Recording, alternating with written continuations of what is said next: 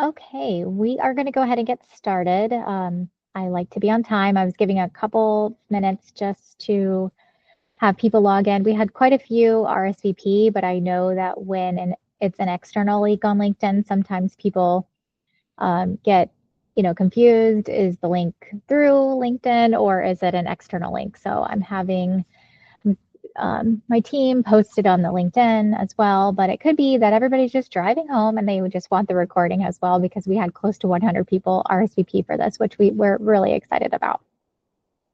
My name is Marlee Strawn, and I'm going to be hosting this AI in Action Advice for Schools. I'll tell you a little bit about myself in a moment. I'm very thankful for you to join me on this series. This is part one of 4 sessions. And our goal with this is just to give really practical advice from the perspective of a former school leader, teacher, all of the things in a school setting, and just try to help people make some sense of a lot of the information out there about AI and AI policy. So we're going to just hop in there, get started. Let me get everything ready to go. So you're going to see a link to this presentation in one moment as well. And here is our agenda for today. So I'm going to do a little introduction about myself. I am going to talk about why this session is important now. What is the latest laws and guidance or lack thereof? Spoiler alert. And then I am an acronym queen. I think it's the educator in me, the teacher in me. You would walk into my classroom, all I would have is acronyms across my room to help my students remember things. So I am going to be using an acronym today called FRAME, which is going to be the overall approach I am recommending for how to get started with developing AI policy. And then we will start with wrap up and next steps. Here is the presentation link. So let me go ahead and put this in the chat as well. Oop, I see that Nicole already beat me to it, so I will not do that too. Thank you, Nicole. And I'll start by introducing myself. So I have almost 20 years of experience in education. Started as a classroom teacher, moved my way through school administration. I was an assistant principal of curriculum. And then ultimately, I was the founding principal of Dr. Kiran C. Patel High School. So if you're in the Tampa Bay area, which is where I am located, I'm actually at the University of South Florida right now because I'm doing a teacher professional development right after this. That is, where the school that I founded is located. And I'm also the co-founder of Scholar Education, which is an edtech platform that focuses on leveraging AI to help create personalized learning in every lesson.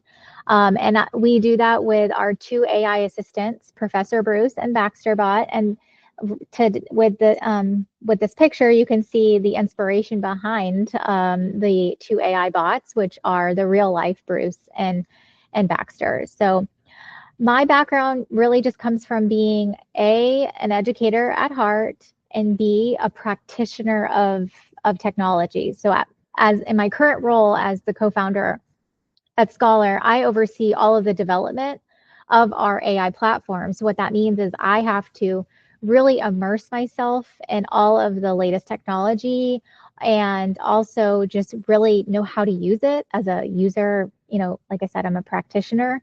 So I spend a lot of time researching. I also was an EdSafe AI, Women in AI fellow last year for the 2024. So I went through a year of essentially AI training to just learn about exactly what we're going to be talking about in this series. So my background is not necessarily an expert in the field, but it comes from the lens of being an educator and then thinking to myself, I was, because when ChatGPT started in November 2022, I was still the principal of my school and I saw how kids were using it for good, bad, and evil. So I had to figure out as a principal, how would I pivot and deal with this new technology? And that's exactly where the lens from all of my advice comes from. So I'm going to start by just going over some statistics here that I think might be a surprise, might not. I think what's surprising to me when I see these stats is that the numbers have increased a lot very, very quickly. And we're seeing 86% of students are saying that they're using AI in their studies, and about 25% are using it daily. So that's a very large percentage very quickly, considering, like I mentioned earlier, ChatGPT really just started to be available to the general public in November of 2022.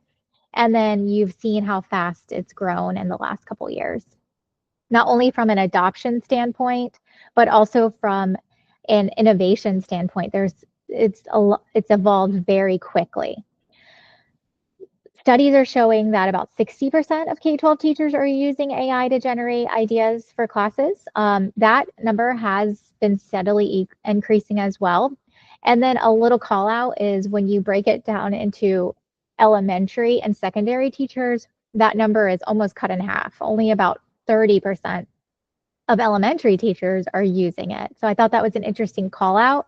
It's part of the reason why, just to kind of rewind, my 4 sessions that I have designed for you all is the foundations that we're covering today, then a K-5 specific focus, a 6-12 specific focus, and then basically from policy to practice, we'll talk about the challenges and the return on investment. So we'll talk about what are the, like I mentioned, the good, bad, and the ugly with AI, implementing AI. But the reality is, whether we love it or hate it, 71% of employers are already saying that they prefer candidates with AI skills over those who don't have it. In fact, I was listening to a podcast the other day, and it was very much from the perspective of business leaders in the tech world. And it was, if we get a resume that doesn't have AI as one of their skills, that resume is pretty much being ignored now. So we are entering a world where it is pretty much expected for kids who are graduating, and my background is secondary education. So this really hits home. Kids that are graduating are expected to have AI literacy skills. So therefore, schools need to, adapt to embed those skills so that at the end of the day, they're prepared to be productive citizens. So going into just a very, broad overview, this generative AI technology, the things like ChatGPT, Gemini, Anthropic, Perplexity, any of the tools that you like, this is the fastest adopted technology that we've ever seen. It is transforming classrooms at really unexpected and unprecedented rates, and it's definitely outpacing any other technology. And primarily, I think it's because of the accessibility that we all have to tools, right? Everybody pretty much has a computer in their pocket. So when this technology is introduced to the public, it's a lot easier for us to adopt it. We've also seen policy is lagging behind adoption. So even though this is the fastest, adopted technology we've seen, and you can see that in the percentages I just presented to you, only about 50% of states have provided formal AI guidance. And we're going to talk about the difference between law and guidance in a minute, because I think it's an important differentiator. But teachers are reporting that they are using the tools, but they have very little training and they have very little guidance on what they can and cannot use it for, or even how to use it. So without policies, leaders are going to be navigating things that they were not prepared for. And I think we've seen some of these cases in the news when you see things like school districts being sued from a parent because they failed their student who used ChatGPT to do an essay. I think we're a little bit past that now, where we're like, all right, yes, they're going to use like students have been using technology for cheating for years. This is not new news. But think about it from like a year ago when things like these lawsuits happen. I mean, the kids who are just using a new technology and they're so much technology natives, it would make sense that potentially a high schooler doesn't understand that this is a form of cheating. So we have to act now to bridge the gap between the adoption rate and the policy lag. And that's my intention with this guidance. I do want to share this document with you. If you, I think we could put this in the chat real quick. So this is something that I compiled. Now, full transparency, I will never, yes, Sarah, generative AI is what I am talking about for sure. Thank you for that call out. So what I just put in the chat is a document that I compiled, full transparency, and I even put it in the document that this document was created in collaboration with ChatGPT Deep Research. So that's one of their latest versions. It just helps me, do a lot of the links that you're providing and things like that, and make sure I have the most updated information when presenting, because things are evolving very quickly. I put together basically this summary of the research that's out there. So a lot of what I'm going to be talking about today and in the next series is going to be detailed and more detail in this document. So this is something that you guys have access to at your disposal. I'm going to do my best to update it as things emerge. I guess I forgot to finish my little message here, but this is a live document. So the intention behind this is to evolve as things are evolving, and boy, are they evolving quickly. So everything that I'll go over today and in the next 4 series will all be, or next 3 series will be laid out in this document, a little bit more detail. So jumping into the policy discussion. So as of right now, there are 26 states that have given AI recommendations. And I did, thanks to Teach AI, it made it very easy. All of the policies actually are listed here that have been released. Now, I'm in the state of Florida, which some of you might be as well. We don't have one yet. So this is just an example of, basically all the schools in Florida are left to fend for themselves right now and try to just do this research on their own. And if you look at these documents, personally, I'll give a little shout out. I think North Carolina did a really great job with theirs. It's very thorough. So if you're in one of the states like Florida that doesn't have one, maybe you start with that one. But if you look at these, they all are very different. Some are very detailed and some are very general. And you can see how it could be very confusing for school leaders to even know where to start. And that's kind of why I went on this journey to start this series for everyone. Now, I also thought it was kind of interesting that 26 states have recommendations, but only 2 states, California and Tennessee, have actual laws, so binding legislation that requires school districts to establish policies. So that, to me, was a little bit shocking. It's basically these states have started the process of creating this recommendation, but they haven't actually made it required for schools to do so. Now, do I predict that that's going to be what we see in the next couple years? Yes. But we see the adoption rate of the users and the students and the teachers, and then we see the lack of policy around it, and it puts schools potentially in a bind. I have a question. Yes, I think, yeah, I would say that, well, there's, legislative sessions going on right now across the nation, and I would say a lot of them probably are considering implementing policies. But right now only 2 officially exist, and that is specifically for K-12. And I think there are some states, I think I found 2 states, and I can't remember them off the top of my head, that have it for post-secondary, but I didn't include them because I'm coming from the lens of K-12. But good question. So I'm going to move on to my frame approach. Like I said, I love acronyms and I just love easy things to remember. So we will be using frame to, this first session is a general introduction, and then we'll go a little deeper in the other sessions. So the frames acronym stands for foundations, recognizing risks, aligning with laws, managing implementation, and then ensuring ethics. So we're going to dive a little bit deeper into each one of these.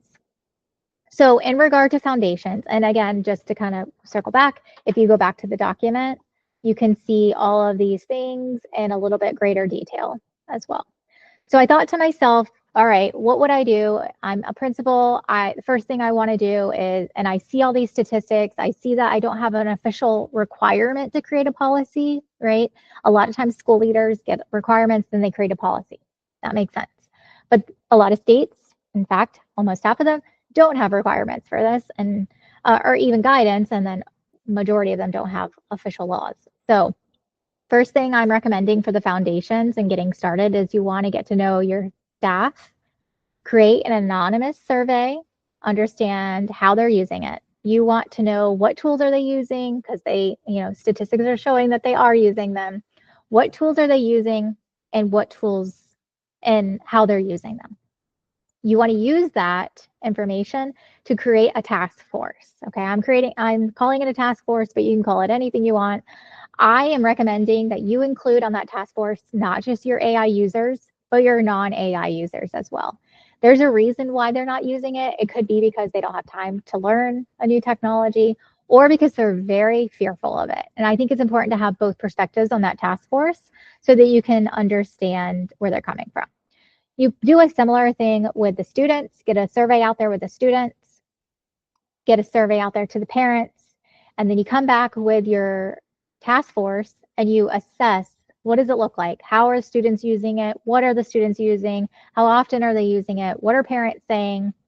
And then you need to review your current technology policies. So step one, you're doing these surveys to get basically a lay of the land and getting to know how people are using them, what their fears are, and what the value add they see.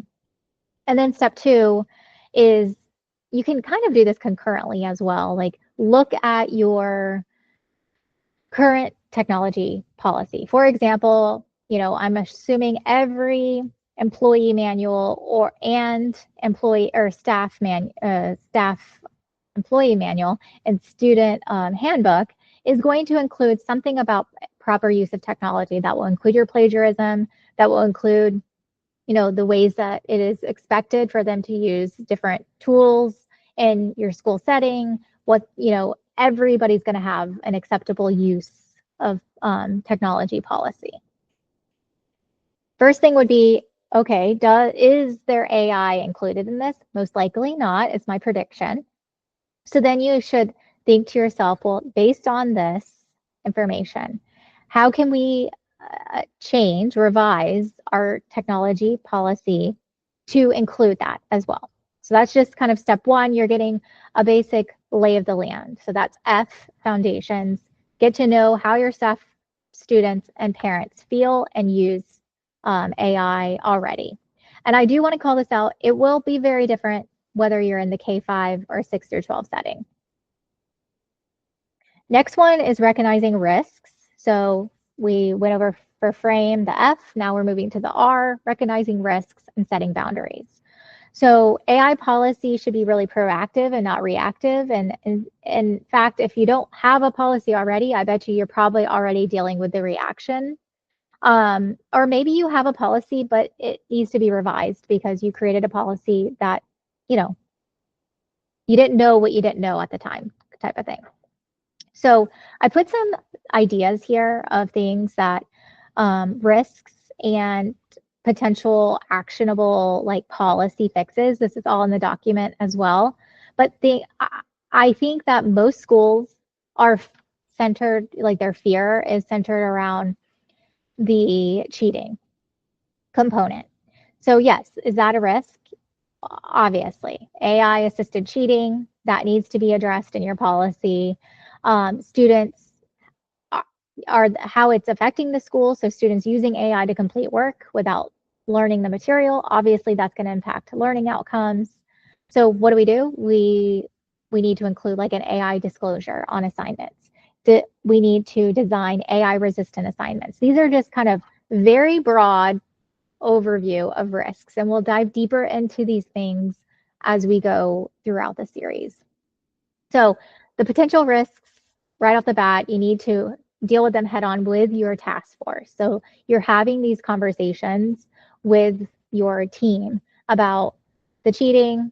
What is acceptable use for teachers? I think this is something important to call out. We tend to talk about the students and what they can and cannot do, but sometimes we forget that there's teachers too who need guidance as well. They don't know how they can and cannot use these. They don't know how they can use these. Is it okay for them to create lesson plans with AI? Maybe it is, maybe it isn't. It really depends on your policy.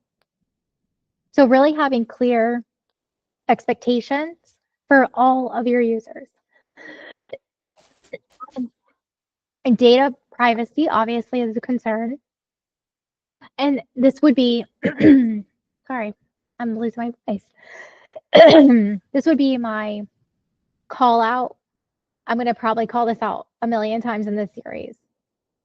If you aren't providing your teachers with a list of acceptable tools, they're going to use whatever they find useful. And that could potentially lead to the student data privacy concerns. So by being proactive and providing an acceptable list and potentially, I'm not saying unacceptable and not, maybe it's just an acceptable and then you have a policy to get others accepted on the list as well, because things are evolving and there's new tools all the time. But as a principal, I would just assume if it's there and it's free and I haven't said they can or cannot use it, they're going to use it type of thing. And they are using it. That's what the statistics are showing. So I'll give you some guidance on that. We wanted to address the bias and misinformation. I was a former social studies teacher. This actually happens a lot when you look at AI generated lesson plans for history. They tend to be from the European perspective, that it's creating a natural bias in the lesson plan. These are things to call out. And then any potential legal risks.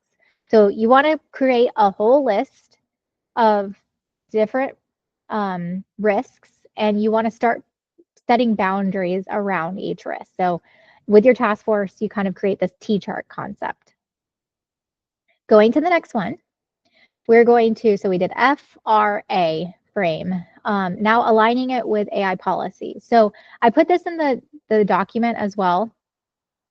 You know, we are kind of aware of the laws that dictate requirements. So everything from FERPA to COPA to IDA 504, all of those things that we're pretty familiar with as educators. But those laws will be impacted by not just AI, but every technology. So for example, FERPA, AI tools must not store or process student data. So when you're looking at tools and you're deciding whether it's an approved tool or not, you know, you want to consider, does it store? And if it does, like, we have to have parental consent. So it's not necessarily new things that we're having to figure out because of AI, because this technology has always impacted these laws, but it's just like another type of technology that we have to address these things with. And because of the way that large language models work, it could put privacy rights and record storing in a different perspective than other technologies have in the past. So we want to be able to ask the right questions to tech providers, tools just like mine at Scholar Education, so that you are able to make the right decision to make sure that you're following FERPA and COPA and so on. Which, again, through this series, I will provide you some recommendations. This is a very high level, framework, no pun intended, for how to get started.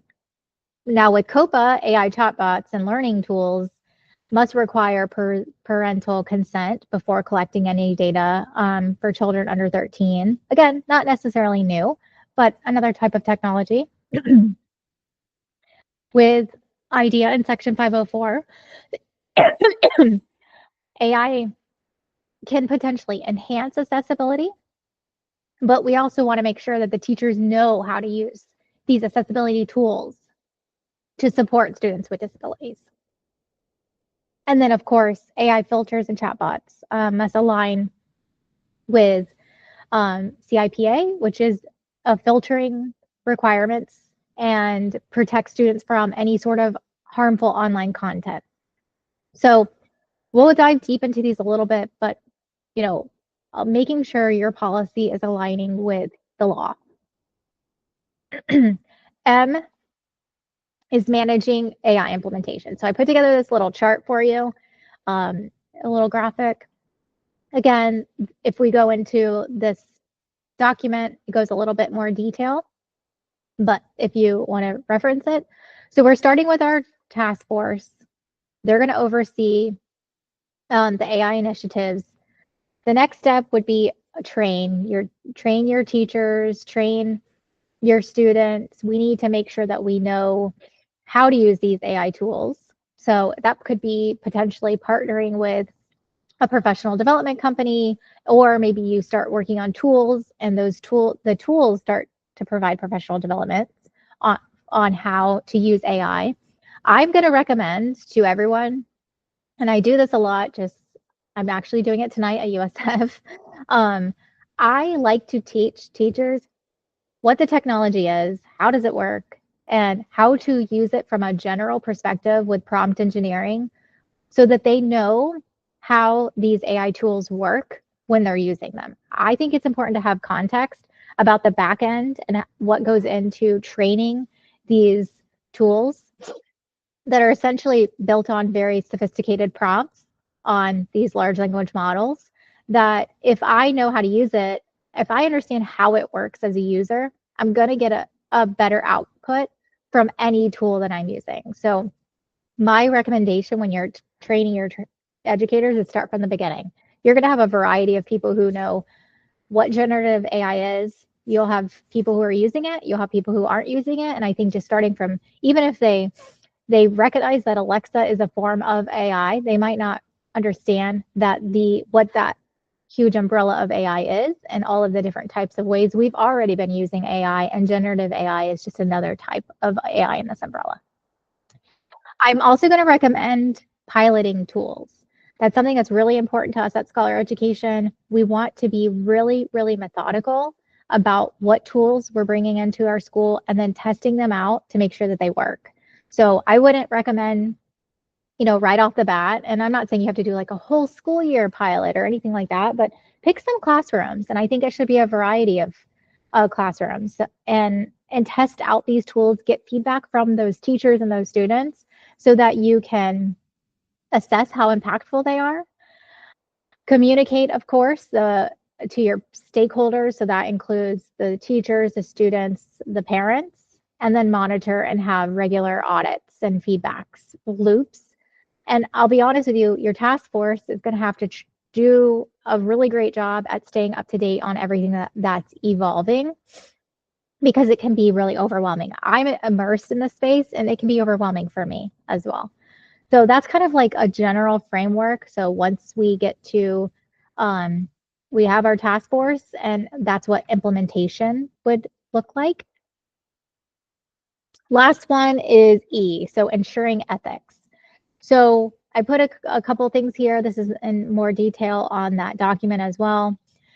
Transparency, biased awareness, human oversight, data security. Those are like the main categories that I would recommend focusing on. Requiring things like AI disclosure statements. So it is not going to be realistic to expect that students aren't going to use AI. So we know they're using it. We have to address that head on. So we need to, in a similar way where people cite evidence from a citation, we need to have a disclosure for students and I think teachers to just disclose, just like I did at the beginning of this, I created this with the help of ChatGPT deep research. I think it's important for schools to have that for both teachers and students so that it doesn't leave any question about when it's acceptable to use it and when it was used. Biased awareness. So AI generated content must be reviewed for fairness. I use the example of the history lesson plans tend to be from Eurocentric perspective. That is, we have to be aware of that, and that ties into human oversight. So no technology is unbiased. It's going to be include the bias of the perspective of how it was trained, right? So calling that out, making sure that your students and your teachers know that that is something that is very much a possibility should be part of your training and part of your communication with your students and your staff. That goes into the human oversight. And then data security, so making sure we're following all those laws that were mentioned. Establishing consequences for AI misuse.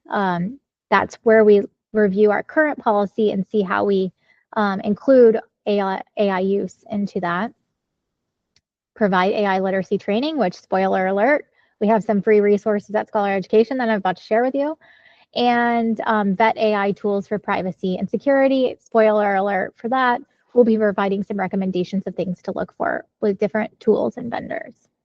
So that summarizes the frame approach for getting started. This is just part one of a general overview of how do we start to get started with creating a policy in our school or district. And all of this can be reviewed on that document. I wanted to share information about Scholar Education. If you want to learn more about us, you can schedule a demo, follow us on socials. We're very active, especially on Instagram and LinkedIn. Most of you probably heard about this on LinkedIn. And we are expanding. We are piloting this year and we're expanding. So if you want to join our waitlist, there's a link here.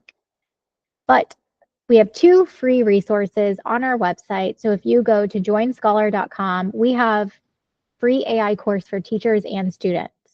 So I mentioned I would start from the beginning. What is the umbrella of AI? How does generative AI work? What is prompt engineering? What are recommendations for prompt engineering? We have all of that in 2 free courses on our website. That could be a great start for even maybe your task force to do. And we said it's about an hour, but to be honest with you, it's like mini 5-minute videos, and then you watch a video and then you take a little mini quiz and then you get a certificate at the end. So you definitely could get through it a lot quicker than 1 hour. And then just a reminder about the remaining topics. So next week, we're going to be going over K-5, building literacy and safe policies.